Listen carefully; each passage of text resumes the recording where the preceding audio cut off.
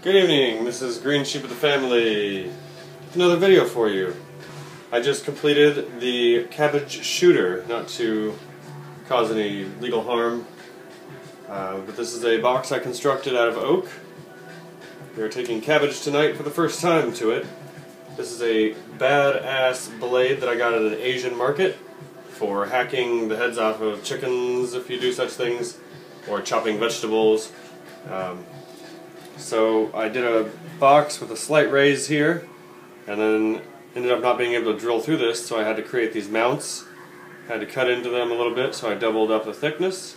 Got some stainless steel eyelets, and here we are on our first trial run. Not responsible for lost fingers if you create one of these yourself, just make sure. I need a more sturdy table.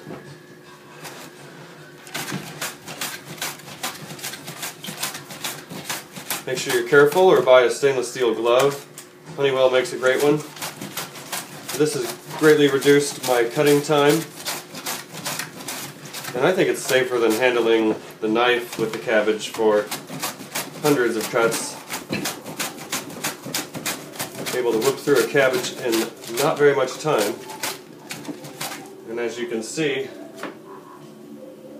other than small pieces that fall off, which I've collected to chop up, voila! It does a great job at getting a very standard-sized cut. Now you can see the bottom of the box here.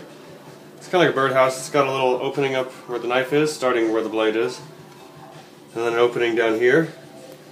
And it's working out wonderfully. I'm very happy.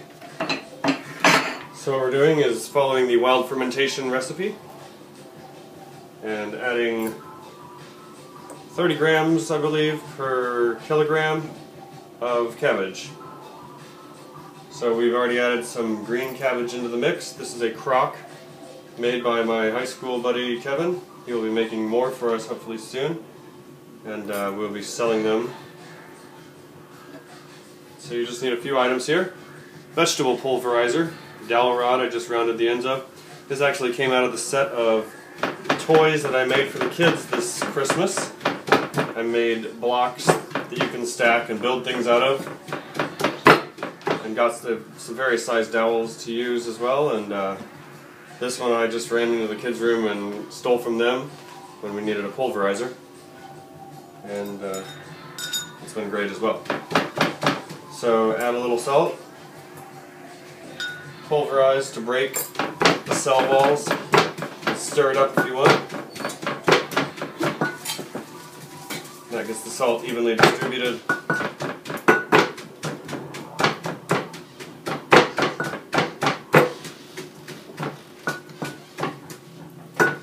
So hopefully the second iteration we'll be able to just find a blade that we can install on here with screws, so we don't have these top blocks.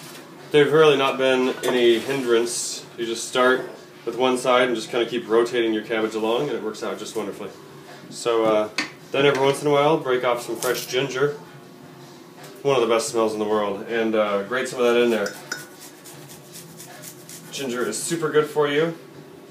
Also helps nurture the good bacteria and keep bad ones out. Of course, the salt is doing all that work. The brine will create the environment that has only the qualities that the good bacteria and yeasts can live in. So that's pretty much it. We used 3 heads of cabbage for this, 2 green and 1 purple, and the mix will come out looking deep, rich purple the whole way through. We've experimented using some other recipes in there and adding some roots. The last one we did was a turnip and daikon radish. 2 vegetables I had never really used before. And the smell of them kind of set me off at first, like black licorice? Is that going to be good in a sauerkraut? I think that's what I thought of it. But when it came down to it, after the fermentation, the flavor was wonderful, the smell fantastic, and everyone that's tried it has liked it.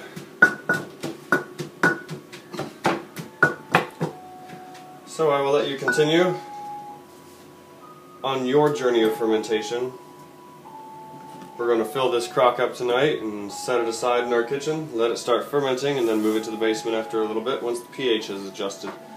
So this is Green Sheep of the family, Eco Daddy and Eco Mama, signing out.